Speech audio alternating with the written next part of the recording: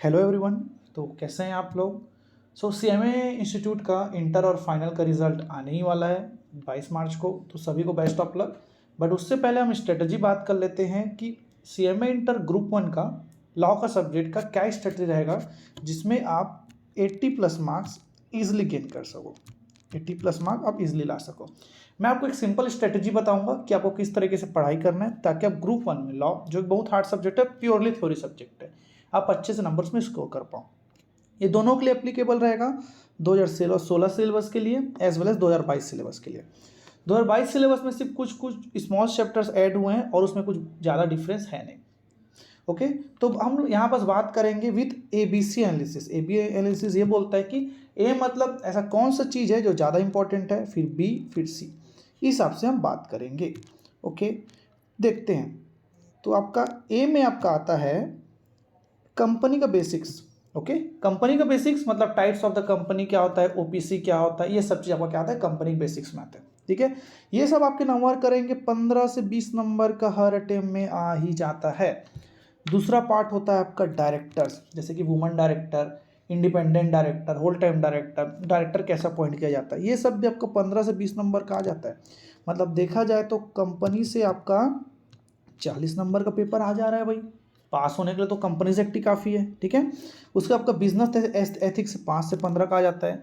फिर Indian contract act 1872 से 5 से 20 नंबर का क्वेश्चन आ ही जाता है।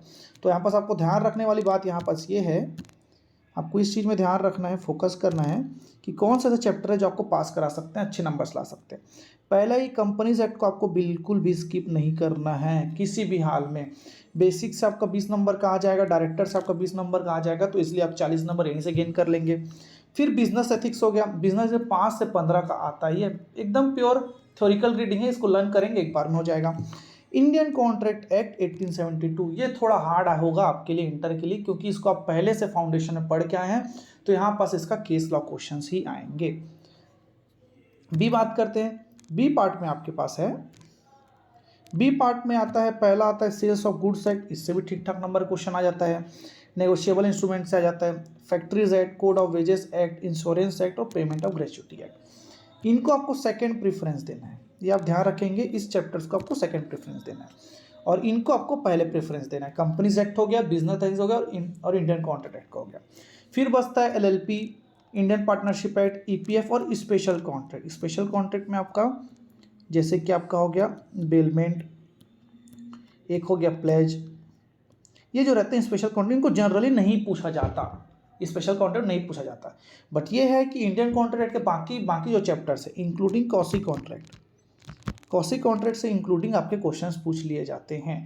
तो सिंपल सी बात है, पहले कंपनीज एक्ट खत्म करो, बिजनेस एथिक्स करो, फिर इंडियन कॉन्ट्रैक्ट एक्ट खत्म करो, फिर सोगा करो, फिर नेगोशिएबल इंस्ट्रूमेंट करो, फिर फैक्ट्रीज एक्ट करो। इन सब बातों को आपको ध्यान रखना पड़ेगा पढ़ने के लिए, स्ट्रेटजी के लिए। अब थोड़ा और डिटेल बात करते हैं। अब देखिए, केस लॉ फेमस रहता है लॉ में, तो केस लॉ के कहाँ से आने के चांसेस ज़्यादा हैं। इंडियन कॉन्ट्रैक्ट एक्ट से 100% केस लॉ आएगा, 100% श्योर है कि यहाँ से केस लॉ आएगा ही। ग्रेजुटी एक्ट से आ सकता है। मीटिंग अंदर कंपनीज एक्ट में नॉर्मल लेवल का केस लॉ आता है, इस चीज़ ध्यान रखेंगे, उतना हार्ड नहीं आता, एज अ नॉर्मल लेवल का केस लॉ आपका यहाँ पास आता है। सेल्स ऑफ गुड्स का आता है और नेगोशिएबल इंस्ट्रूमेंट एक्ट आता है। मतलब सीधी सी बात है कि जो आप फाउंडेशन लेवल में पढ़ के आए हैं, बेसिक्स पढ़ के आए, उसका एडवांस लेवल इस बार आएगा। ठीक है, जो जो चैप्टर है उसका एडवांस लेवल इस बार आएगा। वहाँ को पूछा जाता था फाउंडेशन में what are the basic elements of contract, यहाँ वैसा नहीं पूछा जाएगा, आपको डायरेक्ट केस लॉ दिया जाएगा सेक्शंस के रेफरेंस के साथ। ये आपका हो गया एज अ थ्योरिकल रीडिंग कि आपको क्या करना चाहिए क्या नहीं करना चाहिए। ध्यान रखेंगे कंपनी सेट को भूल के भी नहीं छोड़ना है, चाहे कुछ भी हो जाए। ठीक है, अब देखिए, अब कंपनी सेट में ऐसे कुछ, कंपनी सेट में आपके बहुत सारे टॉपिक है, 200 से 300 सेक्शंस कंटेंट्स ऐसे बुक में दिए हुए हैं। मैं आपको बता देता हूँ कैसे कौन कौन सी चीज़ आपको पढ़ने हैं जो पेपर में आके ही रहेगा और इसके छोड़ कुछ नहीं आने वाला। ठीक है, ध्यान देते हैं इस चीज़ में।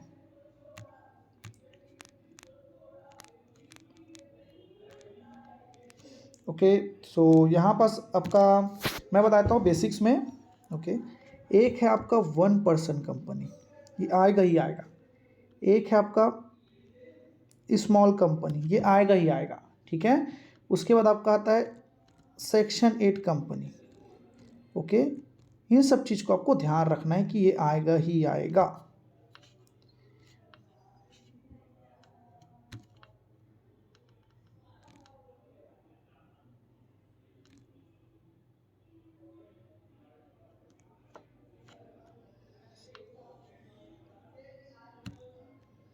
और उसके बाद आप देखते हैं कि आपका कौन कौन टॉपिक आएगा। स्मॉल कंपनी आपके पास आएगा ही आएगा। 1% कंपनी इंक्लूडिंग कन्वर्जन, अगर आप ओपीसी को प्राइवेट में कन्वर्ट करना चाहते हैं या प्राइवेट को ओपीसी में कन्वर्ट करना चाहते हैं, ये सब क्वेश्चंस आपके आएंगे। इस सेक्शन 8 कंपनी के भी, सेक्शन 8 कंपनी का भी कन्वर्जन होता है इससे। ये तीनों टॉपिक आपका मोस्ट इंपॉर्टेंट है। ये तीनों में से मोस्टली तो 2 तो फंसेंगे ही फंसेंगे, ध्यान रखेंगे, कोई 2 तो आ ही जाते हैं।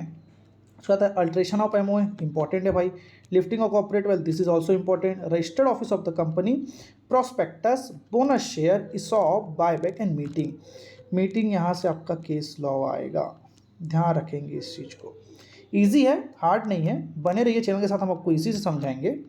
ओके, तो यहाँ पास पार्ट ए बेसिस जो 15 नंबर का था, कितने टॉपिक, 11 टॉपिक है भाई, बस सिंपल है और कुछ ज़्यादा नहीं रखा है यहाँ पास।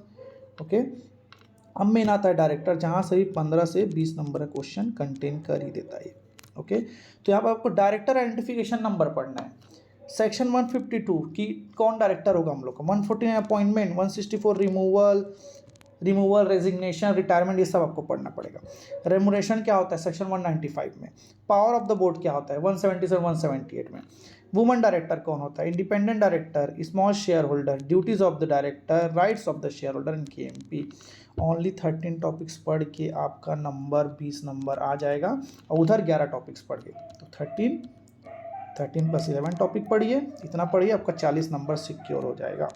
ठीक है, this is the best study of your company law for CMA inter. आप जान लीजिए, कंपनी लॉ को कुछ भी हो जाए बिल्कुल नहीं छोड़ना है, तो आपको 40 से 50 नंबर ला के ही देगा। ओके, सो बने रहिए इस चैनल के लिए। अगर आपको कुछ भी डाउट आता है तो श्योरली पूछ लिए, हम कमेंट में आपको जरूर आंसर दे देंगे। ओके, थैंक यू, अच्छे से पढ़ाई करिए and best of luck for your result.